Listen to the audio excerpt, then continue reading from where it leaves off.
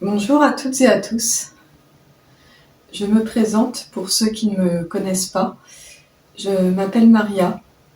Je porte la marque Dame de Couronne et je suis étudiante entrepreneur au PIL, un organisme universitaire lorrain.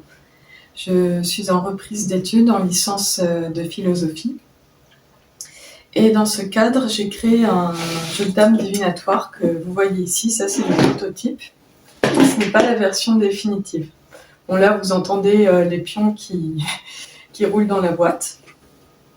Alors, un jeu de dames divinatoire, qu'est-ce que c'est ? C'est un concept que j'ai mis au point et illustré. Je l'ai déposé à l'INPI. Et c'est un outil d'aide de prise de décision qui se base en fait sur un concept qui consiste à jouer contre le destin personnifié. Les pions sont illustrés à l'effigie des arcanes du tarot. Donc, vous les voyez ici. On a des pions blancs et des pions noirs. Donc, quand moi, en tant que conseillère, j'ai joué face à un consultant, ce consultant, il vient me voir avec une problématique à dépasser ou un objectif à atteindre. Il va prendre les pions blancs qui représentent ses ressources dans la situation, les aspects positifs de cette situation. Et moi, en tant que conseillère, je vais prendre les pions noirs qui vont représenter, eux, les aspects négatifs de la situation, les obstacles. Et en cela, je me présente un peu comme l'avocat du diable. Donc, ce jeu de dames, j'ai décidé d'en parler un peu plus sur cette chaîne. Cette chaîne va tourner autour de ça, du jeu en lui-même, des règles, comment y jouer, mais pas seulement.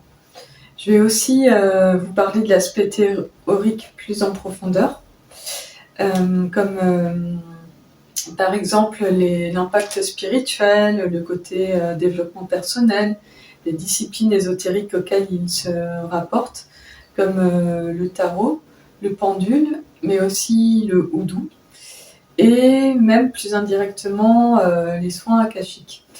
Je vais aussi faire des passerelles avec d'autres disciplines comme le viking, au sens où c'est aussi un outil d'aide de prise à la décision. Donc voilà ce dont je voulais vous parler dans cette première vidéo de présentation. Je vais aussi parler d'autres choses, par exemple avec des formats où je parle de témoignages en lien avec ce jeu, des témoignages d'autres personnes.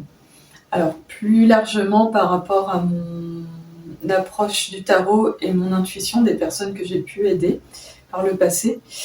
Et aussi moi, comment ce jeu et comment ma pratique du houdou, ma pratique spirituelle m'a aidé à avancer après plusieurs années d'embûches et de galères. Voilà, je vous embrasse et n'hésitez pas à mettre un j'aime, à vous abonner et à très bientôt sur cette chaîne.